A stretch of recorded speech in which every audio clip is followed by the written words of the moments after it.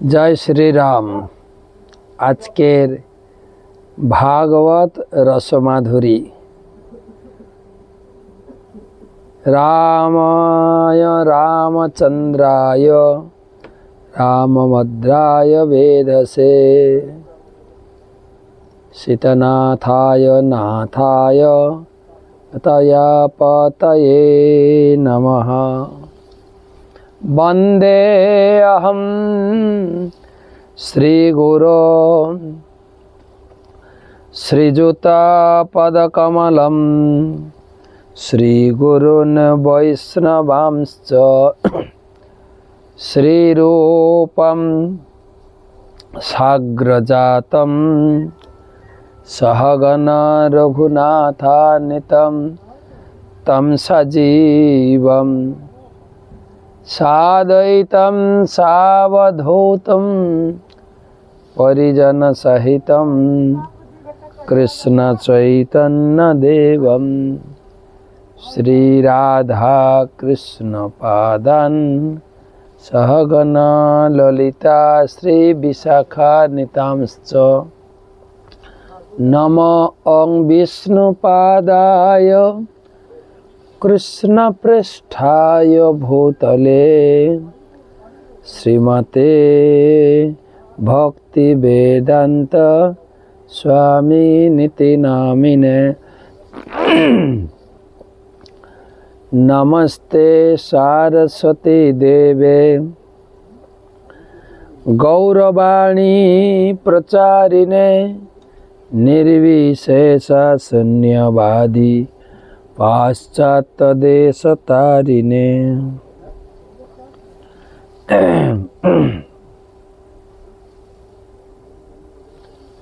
आजनुलंबित भुजौ कनकावदातौ संकीर्तनैकपितरौ कमलायताक्षौ विश्वम्भरौ द्विजवरौ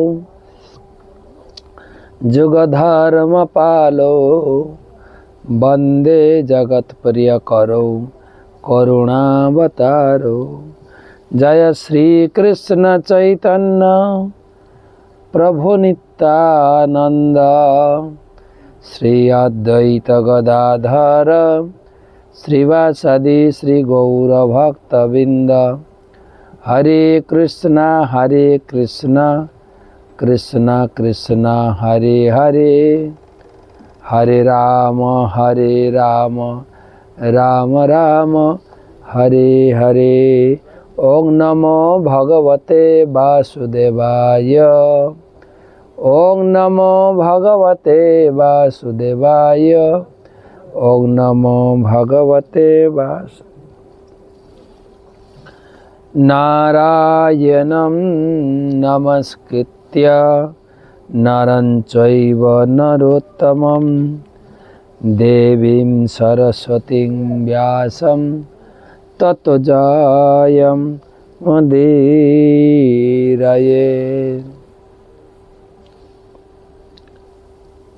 तमादिदेवं करुणानिधानं तमालवर्णं सुहितावतारम् अपार संसार समुद्र सेतुं भजामहे भागवत स्वरूपम। ग्रंथरा श्रीमद् भागवतम चतुर्थ स्कंध द्वाविंशति अध्याय पंचविंशति श्लोक। आलोचना प्रसंग सनत कुमार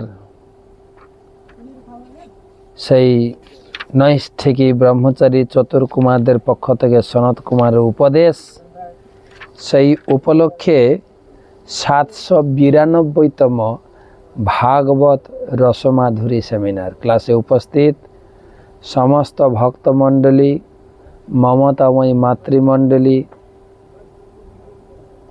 সকলকে জানাই এই অযোধ্যা ধাম থেকে ভগবান শ্রী রামচন্দ্রের आशीर्वाद प्रीति शुभेच्छा अभिनंदन। প্রথমেই গুরুপাদ পদ্মে আত্মনিবেদন করে তার অহেতুকী কৃপা আশীর্বাদ প্রার্থনা করি। নম ওং বিষ্ণুপাদায় কৃষ্ণপৃষ্ঠায় ভূতলে শ্রীমতে জয় পতাকা স্বামিনীতি নামিনে। নম আচার্য পাদায় নিতাই কৃপা প্রদায়িনে গৌরকথা ধামদায় নগর গ্রাম তারিণে। ভাগবত মাহাত্ম্য শ্লোকার্ধম শ্লোকপাদং বা নিত্যং ভাগবতদ্ভবম পঠস্য সম্মুখে নৈব যদিচ্ছসি পরাম গতি। যদি পরাগতি লাভের ইচ্ছা থাকে তাহলে প্রত্যহ ভাগবতমের একটি শ্লোক, না পারলে অর্ধ, না পারলে 1/4 শ্লোক পাঠ করো।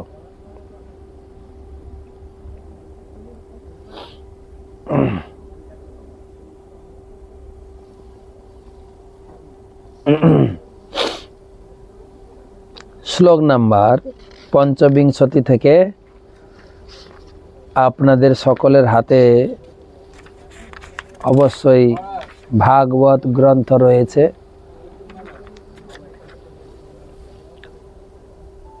55 শ্লোক। হরের মোহস্তৎ পরকর্ণপুরা গুণাভিধানেন বিজৃম্ভ্যমানয়া ভক্ত্যা হি সংজ্ঞ সদসত্তনাত্মনি সন্নির্গুণে ব্রহ্মণি চঞ্জসারতি। হরের মোহ তৎ পরকর্ণপুর গুণাভিধানেন বিজৃম্ভ্যমানয়া ভক্ত্যা হি সংজ্ঞ সদসত্তনাত্মনি সন্নির্গুণে ব্রহ্মণি চঞ্জসারতি। ভক্তের কর্তব্য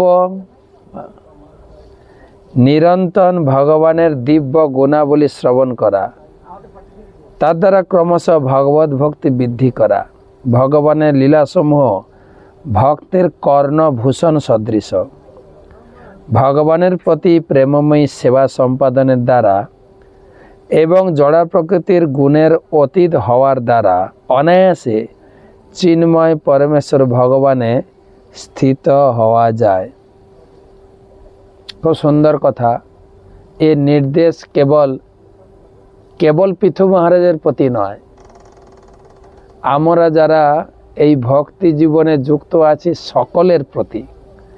হরের মোহ তৎ পরকর্ণপুর, ভক্ত যেন তার কানকে ভগবানের লীলা কথা শ্রবণের দ্বারা যেন পুষ্ট রাখে।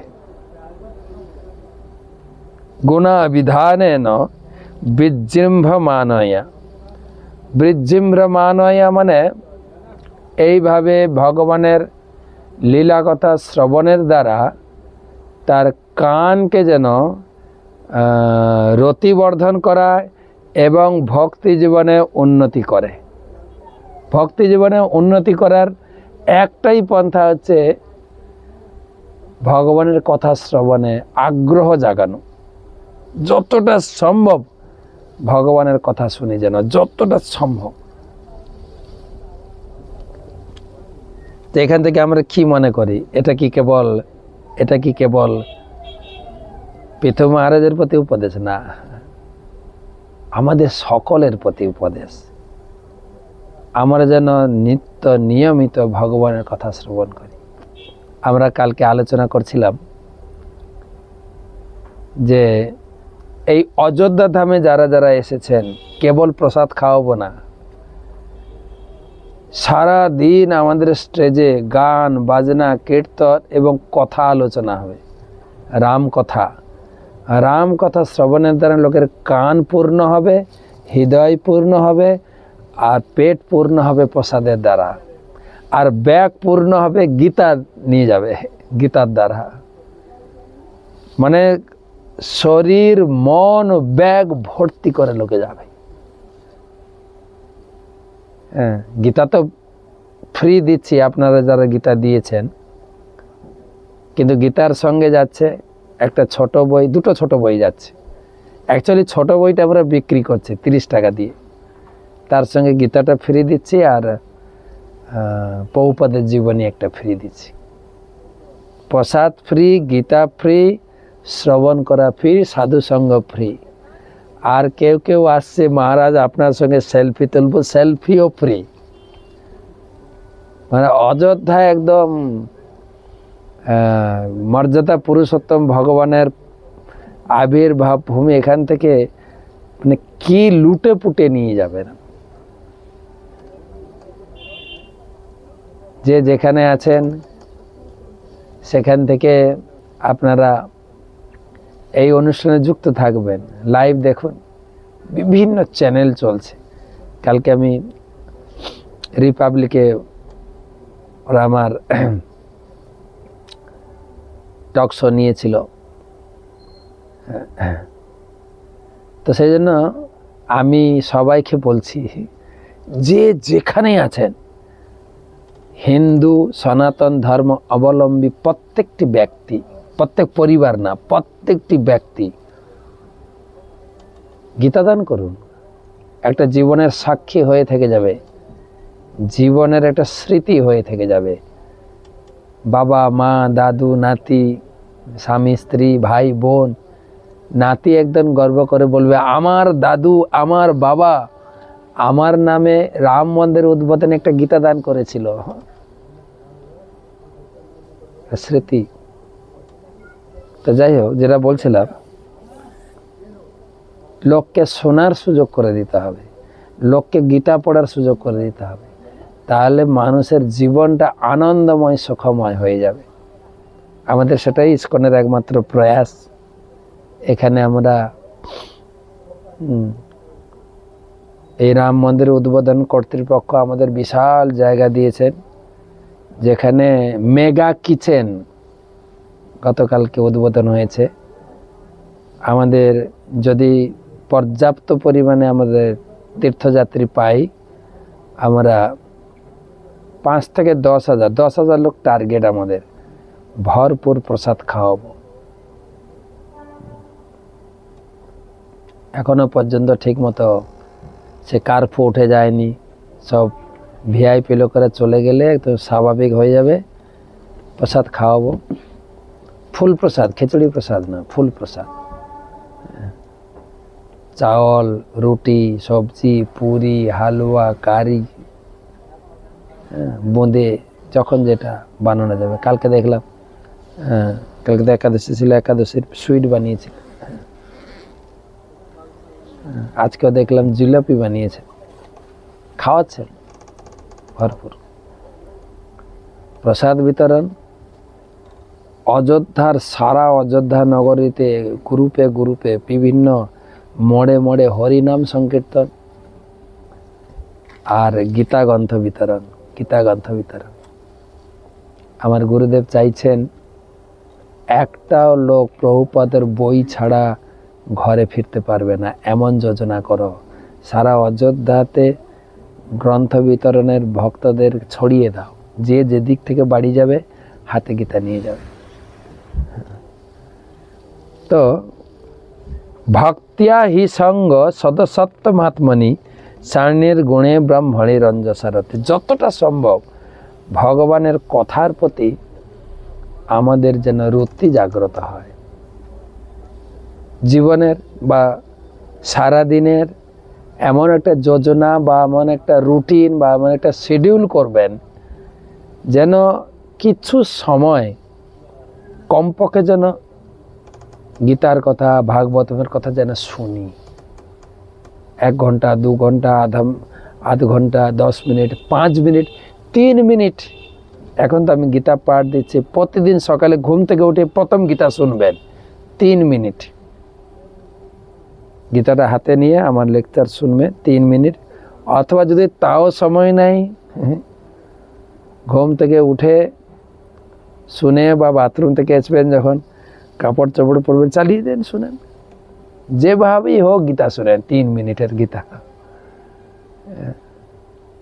গীতা শুনে আমার কার্যকলাপ শুরু হোক দিনের। তো সেজন্য যেভাবে লোককে শোনার সুযোগ করে, যার যদি আপনারা শুনে থাকেন আপনার বন্ধু বান্ধবকে প্রচুর পরিমাণে শেয়ার করেন গীতামৃত পাঠ, ঘুম থেকে উঠেই গীতামৃত পাঠ শুনুক সবাই। কমপক্ষে গর্ব ভরে বলতে পারবো আমি প্রতিদিন গীতা পড়ি, গীতা শুনি। এই শ্লোকের তাৎপর্য। এই শ্লোকে বিশেষভাবে ভগবত ভক্তির বিষয়ে শ্রবণের দ্বারা ভক্তির পুষ্টি সাধনের উল্লেখ করা হয়েছে। ভগবত ভক্ত পরমেশ্বর ভগবানের চিন্ময় কার্যকলাপ অথবা লীলাবিলাস ব্যতীত অন্য কোনো বিষয়ে শ্রবণ করতে চান না। আত্মতত্ত্ববেতা ব্যক্তির কাছে শ্রীমদ্ ভগবত গীতা ও শ্রীমদ্ ভাগবতম শ্রবণ করার দ্বারা ভগবত ভক্তির প্রবণতা বৃদ্ধি করা যায়। আত্মতত্ত্বজ্ঞ ব্যক্তির কাছে যতই শ্রবণ করা যায় ততই ভগবত ভক্তির পথে উন্নতি সাধন করা যায়। ভগবত ভক্তিতে আমরা যতই উন্নতি সাধন করি ততই আমরা জড় জগতের প্রতি অনাসক্ত হই। শ্রী চৈতন্য মহাপ্রভু উপদেশ অনুসারে জড় জগতের প্রতি আমরা যতই অনাসক্ত হই পরমেশ্বর ভগবানের প্রতি আসক্তি ততই বর্ধিত হয়। তাই যে ভক্ত ভগবত ভক্তিতে উন্নতি সাধন করে তার প্রকৃত ভগবত ধাম, প্রকৃত আলোয় ভগবত ধামে ফিরে যেতে চান, তার পক্ষে অর্থ ও ইন্দ্রিয় সুখভোগের প্রতি আসক্ত বিষয়ের সঙ্গ ত্যাগ করা অবশ্য কর্তব্য। সেই সম্বন্ধে উপদেশ দিয়ে শ্রী চৈতন্য মহাপ্রভু বলেছেন, নিষ্কিঞ্চনস্য ভগবদ জনমুখস্য পারম পরম জিগীমিষ ভবসাগরস্য সন্দর্শনম বিষয় নামথ যোষিতাঞ্চ হা হন্ত হন্ত বিষভক্ষণ অপ্য সাধু। চৈতন্য চরিতামৃতে মধ্যলীলা 11 পরিচ্ছদে 8ম শ্লোক।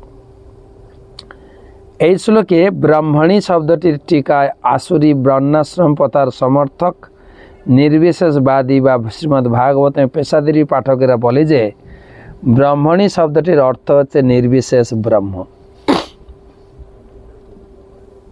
কিন্তু এই শ্লোকের ভক্তিয়া ও গুণাবিধানেন শব্দগুলির পরিপ্রেক্ষিতে এই অর্থ সমীচীন নয়।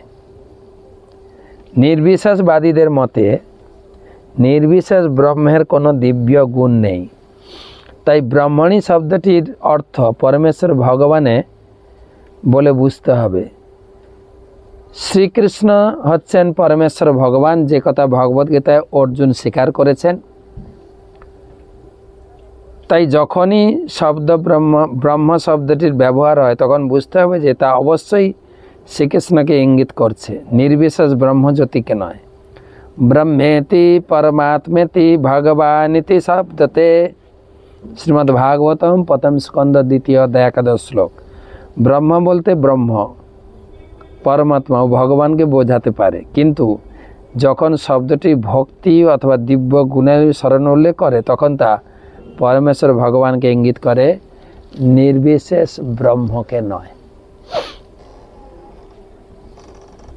কত সুন্দর কথা যে ভক্তি করতে হবে ভগবানকে, আর সেই ভক্তি বৃদ্ধি হবে কেবল এই কৃষ্ণ কথা শ্রবণের মাধ্যমে, ভাগবত কথা শ্রবণের মাধ্যমে।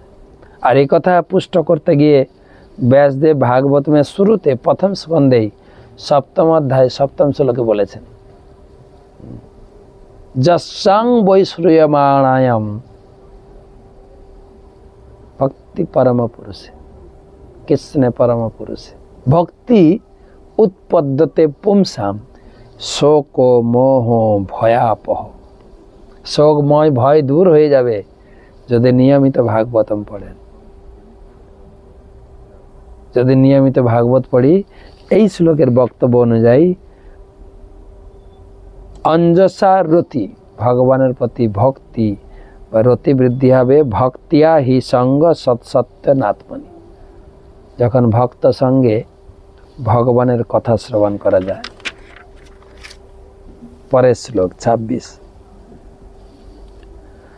যদা রতির্ব্রহ্মণি নৈষ্ঠিকী পুমান আচার্যবান জ্ঞান বিরাগ রংহসা দহত্তবীর্যম হৃদয়ম জীবকোশম পঞ্চাত্মকম যোনিমিবস্থিতোগ্নি। যদা রতির্ব্রহ্মণি নৈষ্ঠিকী পুমান আচার্যবান জ্ঞান বিরাগ রংহসা দহত্তবীর্যম হৃদয়ম জীবকোশম পঞ্চাত্মকম যোনি বিমথিতগ্নি। শ্রী গুরুদেবের কৃপায় পরমেশ্বর ভগবানের প্রতি নৈষ্ঠিকী রতি লাভ করার ফলে এবং জ্ঞান ও বৈরাগ্যের উদয় হওয়ার ফলে জীব শরীরের অন্তঃস্থলে স্থিত হয়ে এবং পঞ্চভূতের দ্বারা আচ্ছাদিত হয়ে তার ভৌতিক পরিবেশকে দগ্ধীভূত করে। ঠিক যেমন কাষ্ঠ থেকে অগ্নি উৎপন্ন অগ্নি সেই কাষ্ঠকেই দ্রবীভূত করে, ভস্মীভূত করে। যদা রতির্ব্রহ্মণি নৈষ্ঠিকী পুমান আচার্যবান জ্ঞান বিরাগ রংহসা দহত্তবীর্যম হৃদয়ম জীবকোশম পঞ্চাত্মকম যোনি বিমথিতগ্নি। বলছে যখন হৃদয়ে ভক্তির উদয় হবে তখন এই পঞ্চভূতাত্মক দেহটি ধীরে ধীরে দগ্ধীভূত হয়ে চিন্ময় আত্মা প্রকাশিত হবে। যেরকম দেখেন না, পেন্সিল শার্পিং করা হয় না, আগে তো আমরা ব্লেডে আস্তে আস্তে করে কাটতাম, এখন এই শার্পার খুব সাবধানে করতে হবে। করতে করতে তার ভিতর থেকে শীষ বেরোবে, সেই শীষ দিয়ে আমরা চিত্র অঙ্কন ড্রয়িং করতে পারি, আর্ট করতে পারি। ঠিক সেরকম আমাদের এই উড পেন্সিলের মতো শরীরটা পঞ্চমহাভূত কাঠের কি বলা যায়, যেরকম কাঠের পেন্সিলের সিটে কাঠ দিয়ে মোড়া আছে, সেরকম পঞ্চভূত দিয়ে মোড়া আছে। ক্ষিতি অব তেজ মরুদ বম, এর ভিতরে আসল হচ্ছে আত্মা। এই ভক্তি করতে করতে আত্মা প্রকাশিত হবে। এই আত্মাই যখন ভগবানের সেবায় যুক্ত হবে, হ্যাঁ, গুরুদেব সেই প্রচেষ্টা করছেন তোমার আত্মাকে ভগবানের সেবাতে, নকশাতে, চিত্রতে, আর্টে কাজে লাগাবে। বলা হয় যে জীবাত্মা ও পরমাত্মা উভয়ই একসঙ্গে হৃদয়ে অভ্যন্তরে বাস করেন। বৈদিক শাস্ত্রে বলা হয়েছে হৃদয় হায়ম আত্মা, আত্মা ও পরমাত্মা উভয়ই হৃদয়ে বাস করেন। আত্মা যখন ভৌতিক হৃদয় থেকে বেরিয়ে আসে অথবা হৃদয় যখন চিন্ময়ত্ব লাভের জন্য নির্মল হয় তখন আত্মার মুক্তি হয়। এখানে যে দৃষ্টান্তটি দেওয়া হয়েছে তা অত্যন্ত উপযুক্ত। যোনিম ইন্দ্রাথিত অগ্নি, কাঠ যেমন অগ্নির কাঠ থেকে যেমন অগ্নির উৎপত্তি হয়, তেমনি সেই আগুনেই কাঠের সেই আগুনের দ্বারাই সেই কাঠ ভস্মীভূত হয়ে যায়। তেমনি পরমেশ্বর ভগবানের প্রতি জীবের ঐকান্তিক আসক্তি ঠিক অগ্নির মতো। তাপ ও আলোকের মাধ্যমে যেমন জ্বলন্ত অগ্নিকে প্রত্যক্ষ করা যায়, তেমনি হৃদয়ের অভ্যন্তরে বিরাজমান জীবাত্মা যখন পূর্ণ পারমার্থিক জ্ঞানের আলোকে উদ্ভাসিত হয়ে জগতের প্রতি অনাসক্ত হন, তখন ক্ষিতি অব তেজ মরুদ বোম এই পঞ্চমহাভূত দ্বারা রচিত তার জড় আবরণ দগ্ধীভূত হয়। তখন তিনি অবিদ্যা, অস্মিতা, রাগ, দেশ ও অভিনিবেশ এই পঞ্চপ্রকার ক্লেশ থেকেও মুক্ত হয়। তাই এই শ্লোকে পঞ্চাত্মকম শব্দটি পঞ্চমহাভূতকে ইঙ্গিত করে, যারা অথবা জড় কলুষের 5টি আবরণকে ইঙ্গিত করে।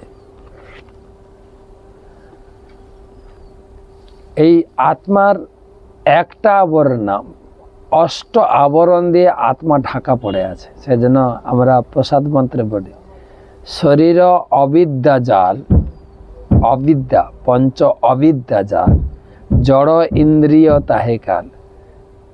পঞ্চ মহাভূত দ্বারা আত্মা আচ্ছাদিত হয়ে আছে।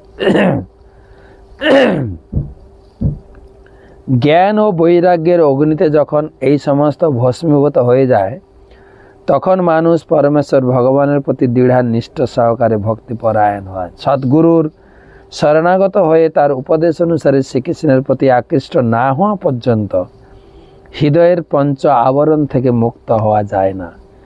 জীবাত্মার হৃদয়ের অন্তঃস্থলে কেন্দ্রীভূত তাকে মুক্ত করার অর্থ হচ্ছে তার হৃদয় থেকে তাকে সরিয়ে নেওয়া।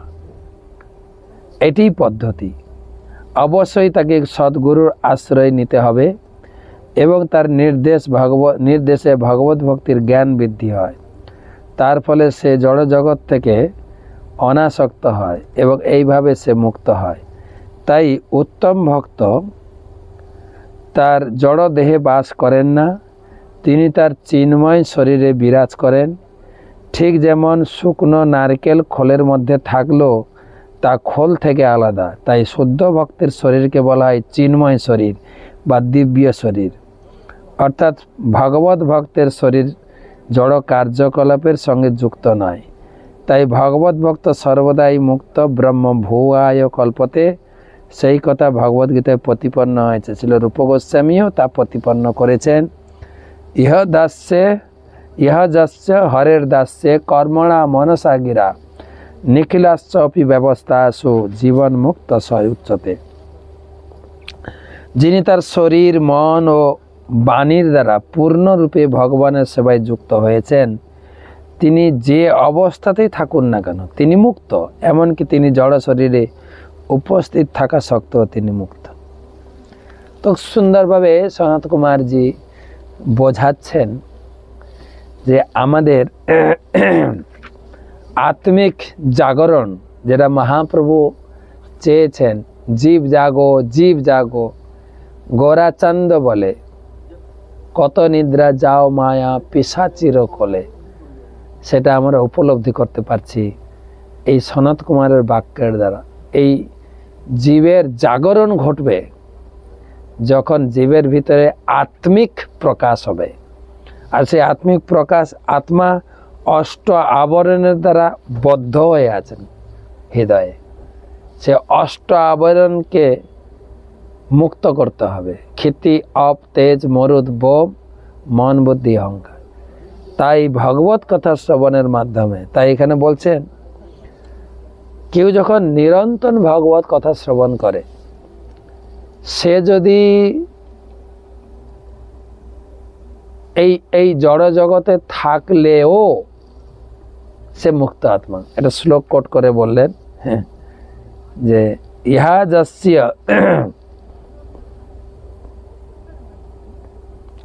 হরের দাস্যে কর্মণা মনসা গিরা নিখিলাস্যপি ব্যবস্থা। এই নিখিল ব্রহ্মাণ্ডের যেখানে থাকুন, আমি অযোধ্যাতে আছি, আপনি কলকাতায় আছেন, বাংলাদেশ, যে যেখানে থাকুন, যদি আমরা ভগবানের সেবায় যুক্ত থাকি, ভগবানের কথা নিয়মিত শ্রবণ করি, তাহলে আমাদের জীবন মুক্ত, জীবন মুক্ত। তাই এই শ্লোকটি পরবর্তী শ্লোকের তাৎপর্যও কোট করবেন প্রভুপাদ। তাই ভাগবত কথা শ্রবণ 27 নম্বর শ্লোক।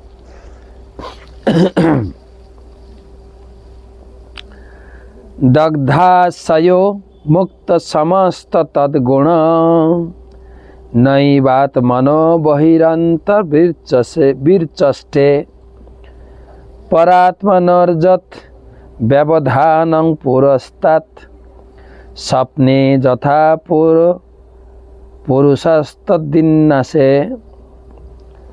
দগ্ধাশयो মুক্ত সমস্ত তদ্গুণ নৈবাত্মনো বহিরন্তর্বীরচষ্টে পরাত্মনর্যত ব্যবধানম পুরস্তাৎ স্বপ্নে যথা পুরুষস্ত বিনাশে।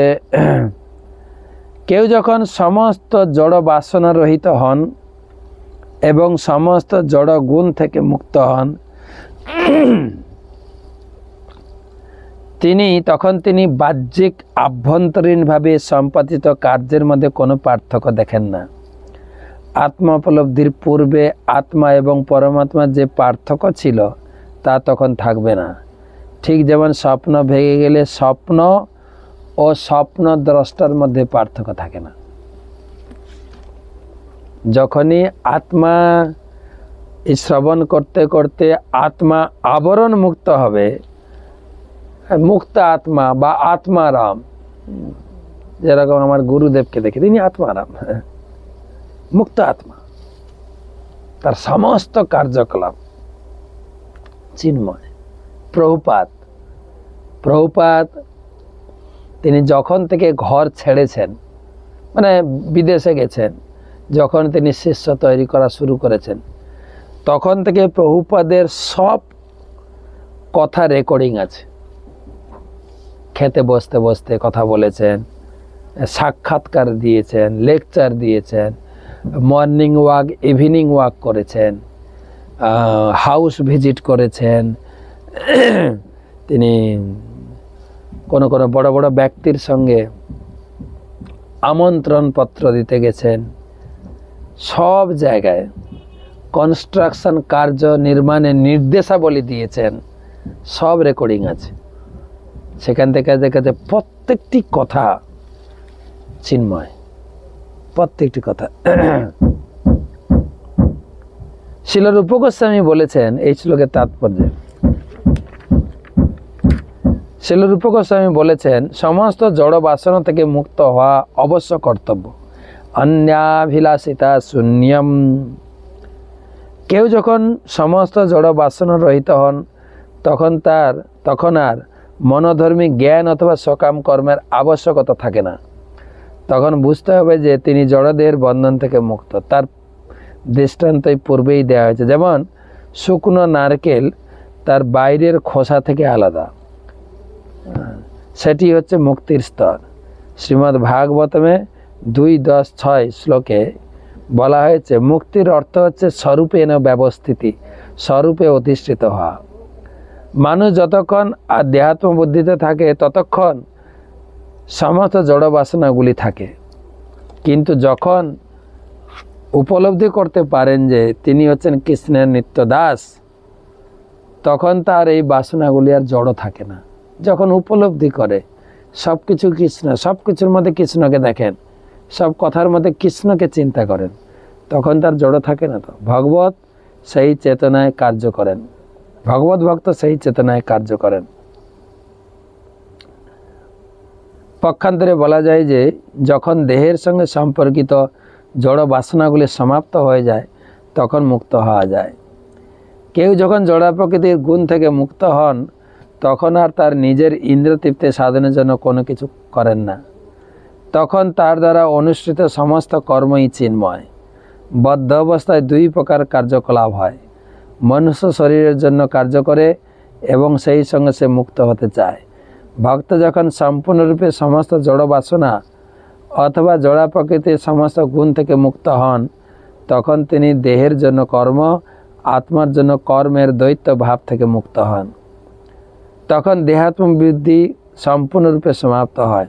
তাই রূপ গোস্বামী বলেছেন। আবার সেই 26 নম্বর শ্লোকেও তাৎপর্যে প্রভুপাদ একটা শ্লোক বলেছিলেন, সেই শ্লোকটা আবার বলছেন, ইহা যস্য হরের দাস্যে কর্মণা মনসা গিরা নিখিলাস্যপি ব্যবস্থাসু জীবন মুক্ত সয়ুচ্যতে।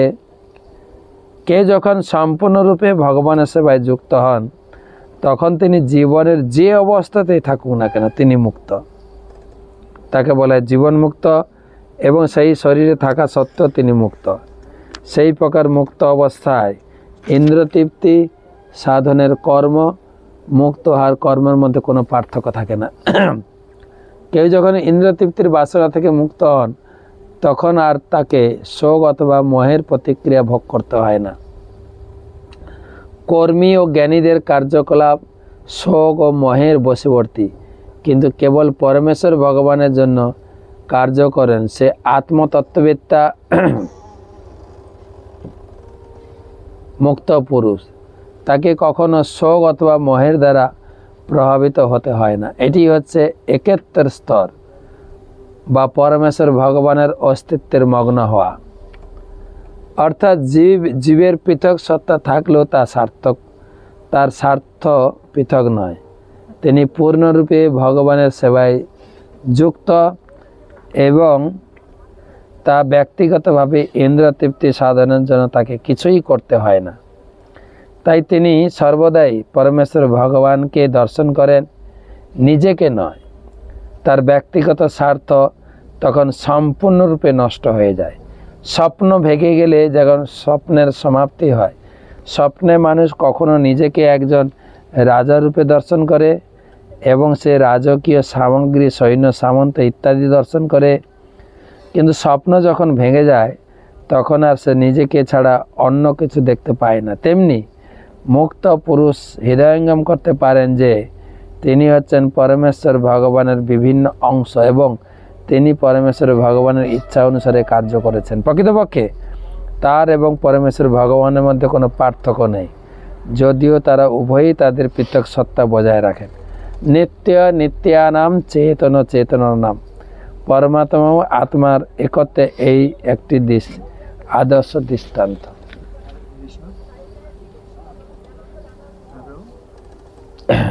তো বলা হচ্ছে যে চেতনাকে ভগবানের নিরিখে এক করার কথা। এক,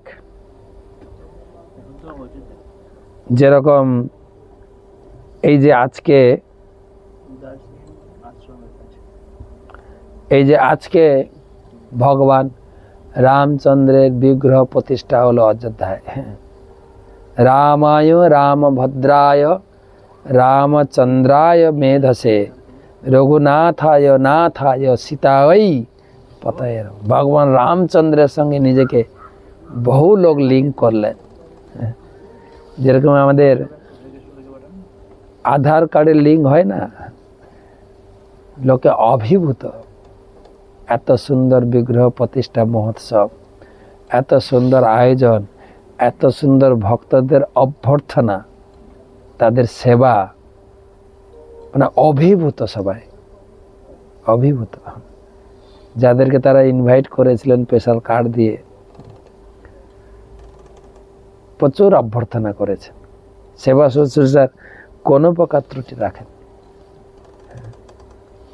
আমি পৃথক একটা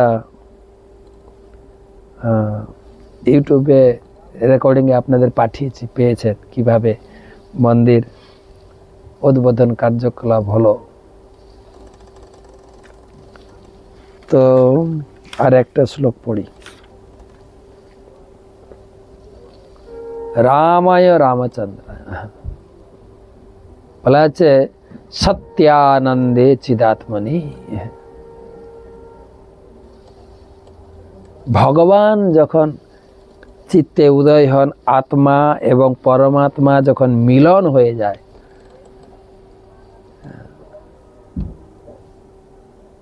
রাম রাম রাম কথাটির মানে হচ্ছে রমতি ইতি রাম। যে রাম কথাটার ভিতরে কত আনন্দ, রমন আনন্দ রয়েছে। তাই ভগবানের সঙ্গে যখন নিজেকে কেউ লিঙ্ক করেন তখন নিজে আনন্দে অভিভূত হয়ে যান। মহাপ্রভু বলেছেন আনন্দাম্বুধি বর্ধনম, আনন্দের অম্বুধি বর্ধিত হবে, অম্বুধি।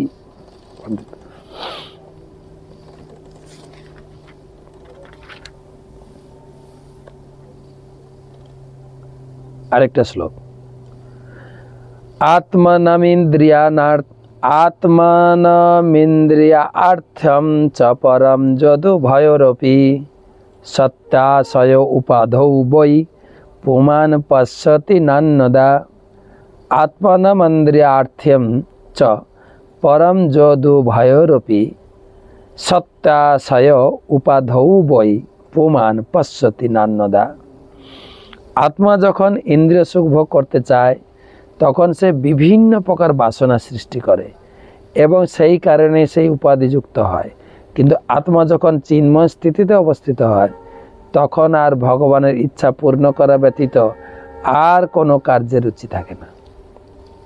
3 প্রকার কর্ম আছে, কর্ম, অকর্ম, বিকর্ম। কর্ম মানে সকাম কর্ম, নিজের ইন্দ্র তৃপ্তিমূলক কর্ম। বিকর্ম মানে পাপ কর্ম। আর অকর্ম মানে ভগবানের সেবা। আমরা যদিও বলি আমরা অকর্ম করছি ভগবানের সেবা, সবটা ভগবানের ইন্দ্র তৃপ্তির জন্য হচ্ছে না, নিজের ইন্দ্র তৃপ্তি কিছু থেকে যাচ্ছে। কিন্তু যখন আত্মা উপলব্ধি হবে, আত্মা ইন্দ্রিয়ার্থম চ পরম যোধু ভয়রূপী, যখন পরম পর্যায়ে আত্মা উপলব্ধি হবে তখন এই জড় কার্যকলাপ বা নিজের ভোগ বাসনা কার্যকলাপ থেকে তখন মুক্ত। এখন তো ভক্তির নাম করে আমার পরিবারের, আমার ছেলে মেয়ের, আমার আত্মীয় স্বজন, এইটা নিয়ে আছি।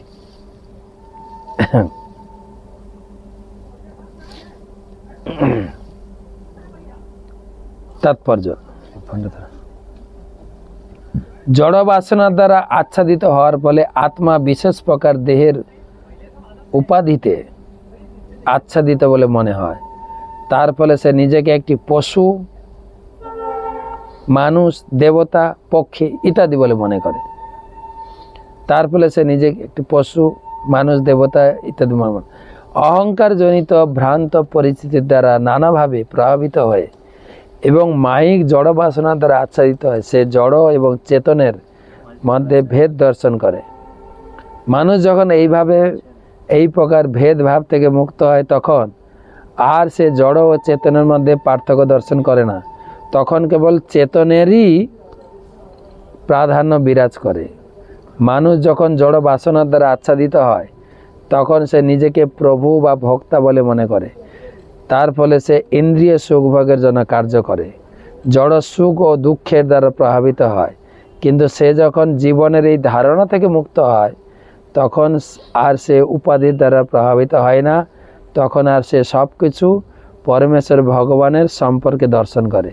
শিল রূপ গোস্বামী তার বিশ্লেষণ করে ভক্তি রসামৃত সিন্ধু গ্রন্থে বলেছেন, অনাসক্তস্য বিষয়ান যথার্হম উপযুঞ্জত নির্বন্ধ কৃষ্ণ সম্বন্ধে যুক্ত বৈরাঙ্গম উচ্চতে। মুক্ত পুরুষদের জড় বস্তুর প্রতি অথবা ইন্দ্রিয় সুখভোগের প্রতি কোনো প্রকার আসক্তি থাকে না। তিনি বুঝতে পারেন যে সব কিছুই পরমেশ্বর ভগবানের সঙ্গে সম্পর্কিত, তাই সব কিছুই পরমেশ্বর ভগবানের সেবায় নিযুক্ত করতে হবে। তাই তিনি কোনো কিছুই পরিত্যাগ করেন না, কোনো কিছুই পরিত্যাগ করার প্রশ্নই আসে না। লোকে বলে না ত্যাগ করতে হবে, ভক্তিতে এলে ত্যাগ করতে হবে, এটা ছাড়তে হবে, ওটা ছাড়তে হবে। এখানে বলা যে কোনো কিছু ছাড়তে হবে না, কেবল ভগবানের সেবায় যুক্ত করতে হবে। হ্যাঁ, হিন্দিতে বলে कुछ छोड़ना नहीं, सिर्फ भक्ति में जोड़ना है, যুক্ত করতে হবে। প্রকৃতপক্ষে কোনো কিছুই জড় নয়।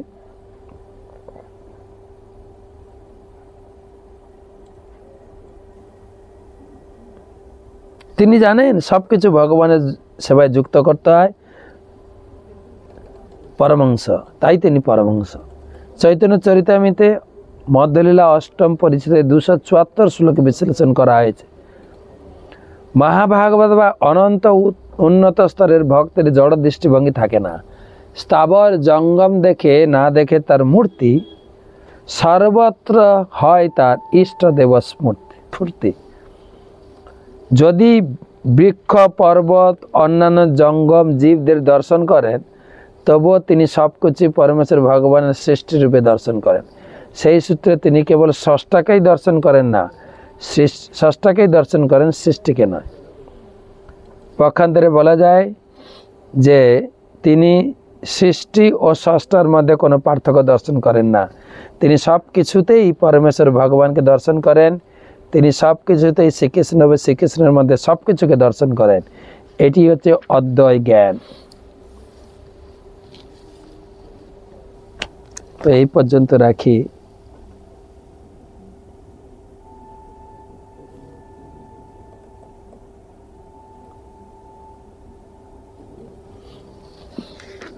কয়েকটা প্রশ্ন আছে, প্রশ্নগুলো নেওয়ার আগে গীতা স্কোর অনেক লম্বা লিস্ট, সব লিস্ট ঘোষণা করছে না, কিছু লিস্ট আমি আলাদা করে ঠাকুরের সামনে ঘোষণা করছি, অনেক লম্বা লিস্ট, অনেক গীতা দান করার হিড়িক পড়ে গেছে। সবাই প্রতি পরিবারের এক একজনের নামে গীতা দিচ্ছেন। আজকে একটা মজার কথা দেখলাম, একজন মাতাজি গর্ভবতী, তিনি তার স্বামীর নামে গীতা দিয়েছেন, বলছে আমার যে সন্তান আসছেন তার নামেও একটা আমি গীতা দান করলাম। এই করে প্রায় 400-500 লোকের নাম লিস্ট প্রতিদিন আসছে। বিশেষ করে আজকের লিস্ট এসছে, আজকে মোক্ষম দিন ছিল। সেই সঙ্গে এটাও জানাই, এই স্কিম আমরা রাখছি, আমরা এখানে 1 মাস থাকবো, এই অনুষ্ঠান চলছে, আপনি গীতা দান করতে পারেন। হর্ষিতা শর্মা দিল্লি থেকে 2টি গীতা, সত্যভামা সাধ্বী দেবীদাসী 11টি গীতা, বিমলেন্দু ঘোষ 3টি গীতা, জয়ানন্দ দাস 4টি গীতা, উদারঙ্গা দেবীদাসী না, এটা তো ঘোষণা হয়ে গেছে। গঙ্গা রাজু HP 4টি গীতা,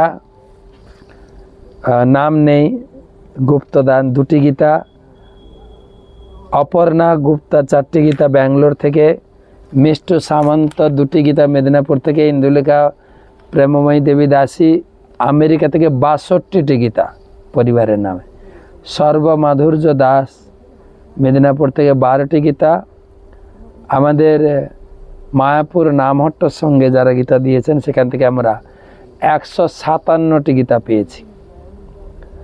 মঞ্জরি মঙ্গলা দেবী দাসী 11টি গীতা, পূর্ণিমা দত্ত তাদের পক্ষ থেকে আমরা পেয়েছি 8টি গীতা, 3টি 1টি 4টি, তপতি প্রামাণিক 1টি গীতা, আশিস দাস অধিকারী 2টি গীতা, আরতি গয়াল 2টি গীতা, সুপ্রিয়া সাউ তাদের পরিবারের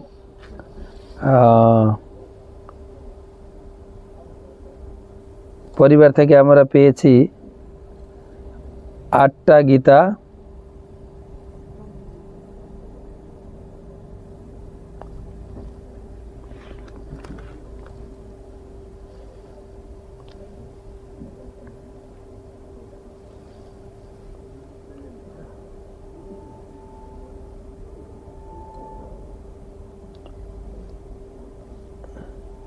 বঙ্কিম সাউ, বিজলি সাউ, কাকলি সাউ, দীপালি সাউ, চন্দন সাউ চটেশ্বর গোত্র ঝাড়গ্রাম সাঁকরাইল থেকে, এবং আরেক পরিবার হচ্ছে বিভু গোপাল সাউ স্ত্রী বুলটি ব্রজগোপাল সাউ স্ত্রী বুলটি সাউ এবং পুত্র বিভু গোপাল সাউ। এই 2 পরিবার থেকে আমরা পেয়েছি 8টি গীতা। শিবানী সাহা 6টি গীতা উত্তর দিনাজপুর থেকে, জগৎ জীবন জয়দেব দাস হাওড়া থেকে 18টি গীতা, রঙ্গদেবী প্রেমা দেবী দাসীর পক্ষ থেকে 25টি গীতা, অনিল রায় হুগলি থেকে 2টি গীতা, চামেলি মণ্ডল আয়সা মণ্ডল 12টি গীতা মেদিনীপুর থেকে, বালকৃষ্ণ ব্রজেশ দাস অন্ধ্রপ্রদেশ থেকে অনেকে মিলে 54টি গীতা দিয়েছেন। শঙ্করী পাত্র মেদিনীপুর থেকে 1টি গীতা, বলরাম দেশ যাত্রা বাহারাইন থেকে সবাই মিলে 1336টি গীতা পাঠিয়েছেন। আরেকটা গুপ্তদান, একটা ভগবত গীতা, প্রশান্ত ব্যানার্জি কলকাতা থেকে 11টি গীতা, সনত কুমার সনাতন দাস ঝাড়গ্রাম ওনার পক্ষ থেকে সবাই মিলে আগে 44টি গীতা দিয়েছিলেন, আজকে পাঠিয়েছেন 66টি গীতা। সুভদ্রা পাবনী মাতাজি আগে পাঠিয়েছিলেন না, এবারও পাঠিয়েছেন পুরুলিয়া আদ্রা থেকে 26টি গীতা। অমিত দিন্ডা চিল্কা থেকে তার গ্রুপ থেকে 25টি গীতা এসছে। মমতা পূর্ণ সচী মাতা দেবী দাসী আসাম থেকে 4টি গীতা, অরুণ কুমার দাস 4টি গীতা।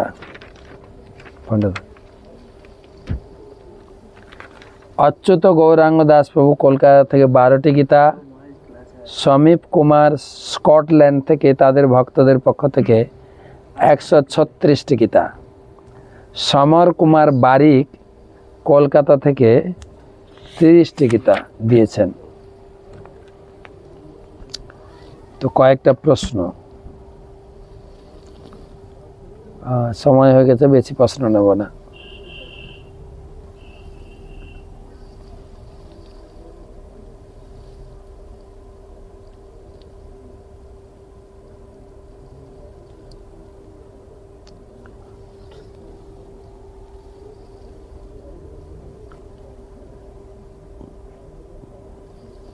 প্রশ্ন করেছেন শ্যামা সনাতনী দেবী দাসী।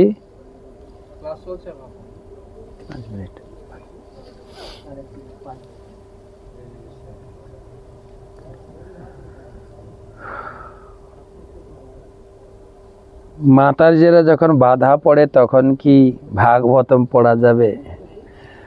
মাতাজিদের পিরিয়ডের সময় পড়তে পারেন। আর যদি আপনার কিন্তু বোধ হয় কাউকে দিয়ে পড়াবেন, কিন্তু শুনবেন, যেভাবে হোক ভাগবতমের সেবা করুন, কাউকে দিয়ে পড়ান যদি আপনার কিন্তু বোধ হয়। আমরা নিয়ম পালন করতে গিয়ে ভাগবত শ্রবণ করা থেকে বঞ্চিত হতে চাই না। কাজল মাতাজি বাঁকুড়া থেকে, মহারাজ আমি তো গৃহস্থ পরিবার নিয়ে থাকি, ইন্দ্রপরায়ণ ব্যক্তিদের সাথেই থাকি, কিভাবে পারমার্থিক উন্নতি করব দয়া করে যদি বলেন। মহাপ্রভু 3টা কাজ করতে বলেছে, বলো কৃষ্ণ, ভজ কৃষ্ণ, করো কৃষ্ণ শিক্ষা। কৃষ্ণ নাম জপ, ভজ কৃষ্ণ মানে কৃষ্ণ পূজা, করো কৃষ্ণ শিক্ষা মানে নিয়মিত গীতা ভাগবতম পড়বেন, হরিনাম করবেন, গীতা পড়বেন, কৃষ্ণ পূজা করবেন, তাহলেই মঙ্গল। তো ঠিক আছে, আজকে এই পর্যন্ত রাখি। সবাই ভগবান রামচন্দ্রের আশীর্বাদে কুশলে থাকুন, রাম চিন্তায় বিভোর থাকুন, রাম সেবায় যুক্ত হন। জয় শ্রী রাম। শুভরাত্রি।